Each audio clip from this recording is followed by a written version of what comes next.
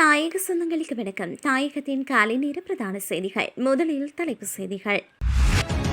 December இறுதி வரை பயணங்கள் தடை செய்யப்பட வேண்டும், வைத்தியர் எச்சரிக்கை. கோட்டாபயவால் நாடு பெரும் நெருக்கடியில், வெளிப்படையாக கூறிய அமைச்சர். பெட்ரோல் 20 ரூபாவினாலும் டீசல் விலையை 30 ரூபாவினாலும் அதிகரிக்க திட்டம். வெளிநாடு செல்வதற்கு தடை விதிப்பு, அரசு அதிபரின் செயலாளர் சுற்றறிக்கை. இன்றைய காலநிலை தொடர்பான தகவல்கள். கோட்டாபய தெரிவித்த விடயத்தை அம்பலப்படுத்திய கர்தினால். போராட்டத்தில் ஈடுபடும் ஆசிரியர்கள், கல்வி அமைச்சு எடுத்துள்ள நடவடிக்கை. யோஹானியை நேரில் சந்தித்து பாடல் கேட்டு மகிழ்ந்த ஜனாதிபதி கோட்டாபய. பல்கலைக்கழக அனுமதிகளுக்காக காத்திருக்கும் மாணவர்களுக்கான முக்கிய அறிவிப்பு. சவுதி அரேபியாவில் சித்திரவதைக்குள்ளாக்கப்பட்டுள்ள இலங்கை பெண். இலங்கைக்குள் புதிய கோவிட் தீர்வுகள் உருவாகும் அபாயம். அந்நிய செலாவணி சிக்கலில் சிக்கித் தவிக்கும் இலங்கை. தொடர்வன விரிவான செய்திகள்.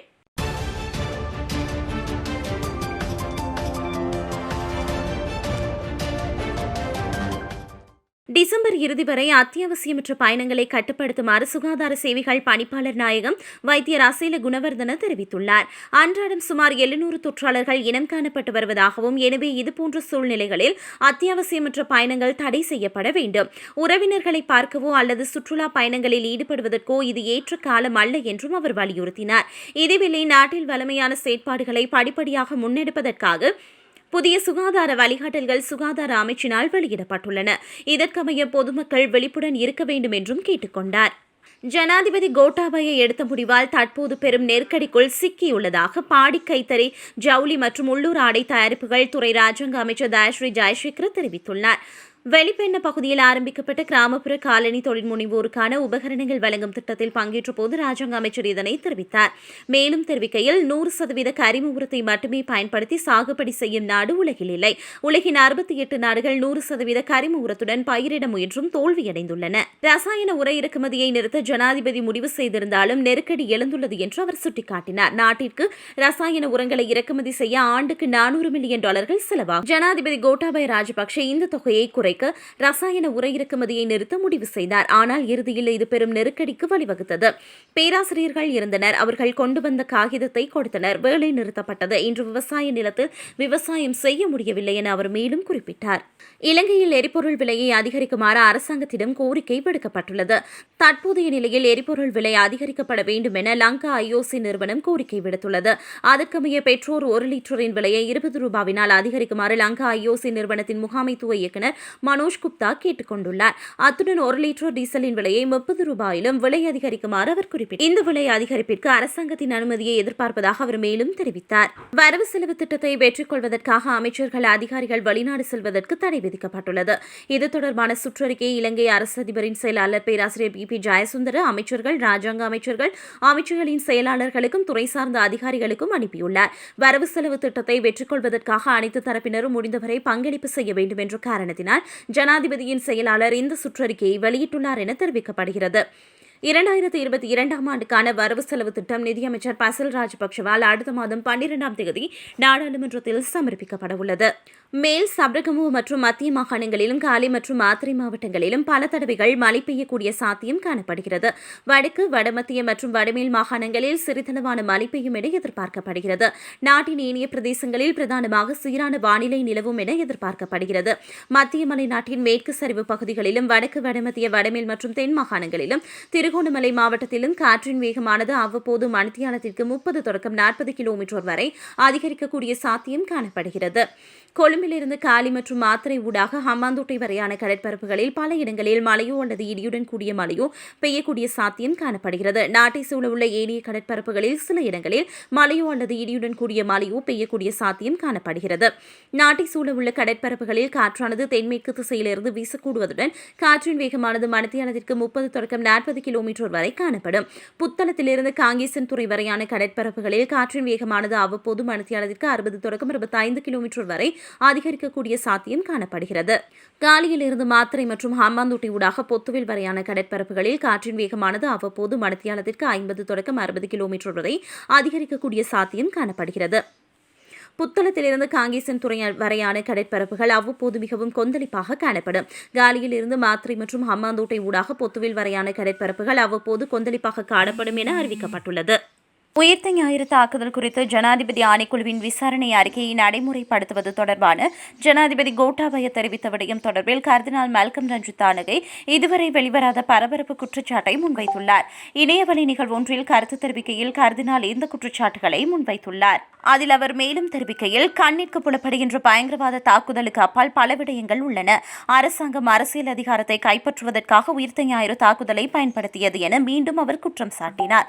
ஜனாதிபதி ஆணைக்குழுவின் அனைத்து பரிந்துரைகளையும் நடைமுறைப்படுத்தினால் அது தனது அரசியல் செல்வாக்கை பாதிக்கும் என ஜனாதிபதி கோட்டாபய தெரிவித்தார் எனவும் மால்கம் ரஞ்சித் குறிப்பிட்டார்.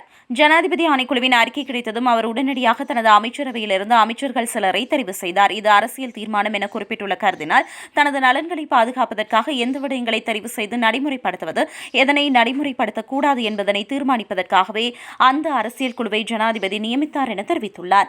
அறிக்கை வழங்கப்பட்ட 2 நாட்களின் பின்னர் ஜனாதிபதி என்னை தொடர்பு கொண்டு அறிக்கையில் தெரிவிக்கப்பட்டுள்ள அனைத்து விடயங்களையும் என்னால் நடைமுறைப்படுத்த முடியாது, சிலவற்றை நடைமுறைப்படுத்தினால் மக்கள் மத்தியில் நான் செல்வாக்கை இழந்து விடுவேன் என குறிப்பிட்டார் என கர்தினால் தெரிவித்தார். உயிர்த்த ஞாயிறு தாக்குதல் விசாரணைகளில் குறிப்பிடப்பட்டுள்ளவற்றில் தனக்கு அவசியமானதை தெரிவு செய்தமைக்காக ஜனாதிபதி கடுமையாக சாடியுள்ள கர்தினால் சட்டமா அதிபரும் அரசாங்கத்தின் பணிய கைதியாக மாற்றப்பட்டார் என்பது வெளிப்படையான விடயம் என குறிப்பிட்டார். தொழிற்சங்க நடவடிக்கைகளில் ஈடுபட்டுள்ள ஆசிரியர்கள் மற்றும் அதிபர்கள் 21ஆம் தேதி பாடசாலைக்கு வருகை தரவில்லை என்றால் 18,000 பட்டதாரி பயிற்சியாளர்களை நியமிக்க கல்வி அமைச்சகம் திட்டமிட்டுள்ளது. அத்துடன் பாடசாலைகளுக்கு தன்னார்வ ஆசிரியர்கள் மற்றும் ஆசிரியர் உதவியாளர்களை நியமிக்கவும் திட்டமிடப்பட்டுள்ளது. இதற்கு மேலதிகமாக வலய கல்வி அலுவலக அதிகாரிகளை பாடசாலை நடவடிக்கைகளில் ஈடுபடுத்துமாறு கல்வி அமைச்சினால் மாகாண கல்வி அதிகாரிகளுக்கு ஆலோசனை வழங்கப்பட்டுள்ளது. 200க்கும் குறைவான மாணவர்களை கொண்ட 5000 பாடசாலைகள் எதிர்வரும் 21ஆம் தேதி ஆரம்பிக்கப்பட உள்ளன. முதல் 2 நாட்கள் கற்பித்தல் நடைபெறாது. அடுத்த வாரம் முதல் வகுப்பறை நடவடிக்கைகள் உரிய முறையில் ஆரம்பிக்கப்படும் என கல்வி அமைச்சின் செயலாளர் காபில பெரேரா தெரிவித்தார். பாடசாலைகளுக்கு வரும் மாணவர்களுக்கு சிக்கல் ஏற்படக்கூடாது எனவும் மாணவர்களை பாடசாலைகளுக்கு அனுப்புவது தொடர்பில் எவ்வித அச்சமும் இருக்கக்கூடாது என அவர் குறிப்பிட்டார். அத்துடன் அன்றைய தினம் கல்விசாரா ஊழியர்கள் கட்டாயம் கலந்து கொள்ள வேண்டும் என அவர் தெரிவித்தார். இதேவேளை பாடசாலைகள் ஆரம்பிப்பதற்கான நடவடிக்கைகள் தயார் என மாகாண கல்வி அதிகாரிகளுக்கு அறிவித்துள்ளதாக கல்வி அமைச்சின் செயலாளர் மேலும் தெரிவித்தார். ஜனாதிபதி கோட்டாபய ராஜபக்ஷ மற்றும் தற்போது பிரபலம் அடைந்துள்ள பாடகி யோஹானிக்கும் இடையில் சந்திப்பொன்று இடம்பெற்றுள்ளது. இந்த சந்திப்பில் ஜனாதிபதி கோட்டாபய ராஜபக்ஷவின் மனைவி அயோமா ராஜபக்ஷவுடன் இணைந்தார். இந்த சந்திப்பின் போது ஜனாதிபதி யோஹானி சில பாடல்களை பாடியுள்ளார். ஜனாதிபதி மற்றும் அவரது மனைவி யோஹானியின் பாடல்களை கேட்டு கைத்தட்டி மகிழ்ந்துள்ளனர். மணிக்கி மகேஹிதே பாடல் பாடி புகழ்பெற்ற யோஹானி இந்தியாவுக்கு சென்று இசை நிகழ்ச்சிகள் பலவற்றை நடத்திவிட்டு நாடு திரும்பியுள்ளார். அதன் பின்னர் அவர் ஜனாதிபதி மற்றும் அவரது மனைவியை சந்தித்துள்ளார். இது தொடர்பான காணொலி ஒன்று ஊடகங்களில் வெளியாகியுள்ளது. பல்கலைக்கழக அனுமதிக்கான வெட்டுப்புள்ளிகளை 2 வாரங்களுக்குள் வெளியிட நடவடிக்கை மேற்கொள்ளப்பட்டுள்ளதாக பல்கலைக்கழக மானியங்கள் ஆணைக்குழு தெரிவித்துள்ளது. கடந்த உயர்தர பரீட்சை பெறுபேறுகளுக்கு அமைய மாணவர்களை பல்கலைக்கழகங்களுக்கு இணைத்துக் கொள்வதற்கான வெட்டுப்புள்ளிகள் எதிர்வரும் 2 வாரங்களுக்குள் வெளியிடப்படும் என்றும் தெரிவித்துள்ளது. இதற்கான நடவடிக்கைகள் இறுதிக்கட்டத்தை எட்டியுள்ளதாக ஆணைக்குழுவின் பிரதி தலைவர் பேராசிரியர் சந்தன உடவத்து தெரிவித்தார். இந்த முறை 44,000 மாணவர்களை பல்கலைக்கழகங்களுக்கு இணைத்துக் கொள்வதற்கு எதிர்பார்க்கப்பட்டுள்ளதாகவும் பல்கலைக்கழகங்களுக்கு இணைவதற்காக இம்முறை 1,05,000க்கும் அதிக விண்ணப்பங்கள் கிடைத்துள்ளதாகவும் அவர் தெரிவித்தார். சவுதி அரேபியாவின் தியாட் நகரில் உள்ள ஒரு வீட்டில் வலுக்கட்டாயமாக தடுத்து வைக்கப்பட்டுள்ள இலங்கை பெண்ணை மீட்க நடவடிக்கை எடுக்கப்பட்டுள்ளதாக வெளிநாட்டு வேலைவாய்ப்பு பணியகம் தெரிவித்துள்ளது. அவிசாவளியை சேர்ந்த பாதிக்கப்பட்ட பெண் குருநாகலில் உள்ள வெளிநாட்டு வேலைவாய்ப்பு முகவரகம் ஒன்றினூடாக 2017ஆம் ஆண்டு சவுதி அரேபியாவுக்கு வீட்டு பணிப்பெண்ணாக சென்றுள்ளார். இந்த நிலையில் அவர் நீண்ட காலமாக வீட்டு உரிமையாளர்களால் தடுத்து வைக்கப்பட்டு சித்திரவதைக்கு உள்ளாக்கப்பட்டுள்ளார். இந்த விடயம் தொடர்பில் வெளிநாட்டு வேலைவாய்ப்பு பணியகத்திற்கு கிடைத்த தகவலை அடுத்து பாதிக்கப்பட்ட பெண்ணை மீட்டெடுக்கும் நடவடிக்கைகள் முன்னெடுக்கப்பட்டுள்ளதாக வெளிநாட்டு வேலைவாய்ப்பு பணியகம் தெரிவித்துள்ளது.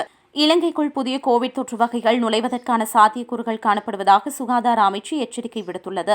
சுற்றுலா பயணிகளுக்காக நாடு திறக்கப்பட்டிருப்பதாலும் துறைமுகங்கள் மீண்டும் செயல்படுவதாலும் புதிய கோவிட் வகைகள் நாட்டிற்குள் நுழையும் அபாயம் இருப்பதாக சுகாதார சேவைகள் பணிப்பாளர் நாயகம் டாக்டர் ராசேல குணவர்தன எச்சரிக்கை விடுத்தார். இதேவேளை இவ்வாறான சந்தர்ப்பத்தில் தங்களை பாதுகாத்துக் கொள்ள சுகாதார வழிகாட்டுதல்களை அவசியம் கடைபிடிக்குமாறு பொதுமக்களிடம் அவர் கோரிக்கை விடுத்துள்ளார்.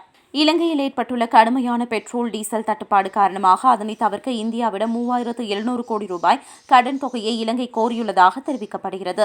கோவிட் தொற்று காரணமாக சுற்றுலா மற்றும் ஏற்றுமதி துறைகளில் இலங்கை பாரிய சரிவினை எதிர்நோக்கியுள்ளதுடன் அந்நிய செலாவணி சிக்கலில் கடுமையாக பாதிக்கப்பட்டுள்ளதாகவும் தெரிவிக்கப்படுகிறது. தற்போதைய நிலவரப்படி வரும் ஜனவரி மாதம் வரை மட்டுமே பெட்ரோல் டீசலை வாங்கும் நிலையில் நாட்டின் பொருளாதாரம் காணப்படுவதாகவும் இந்த பிரச்சினையை சரி செய்ய இந்தியாவிடம் 3700 கோடி ரூபாய் கடன் தொகையை இலங்கை கோரியுள்ளதாகவும் தெரிவிக்கப்படுகிறது.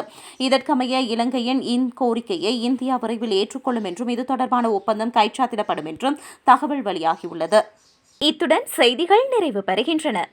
செய்திகள் அனைத்தையும் உடனுக்குடன் அறிய தாயகம் செய்தி சேவையோடு தொடர்ந்தும்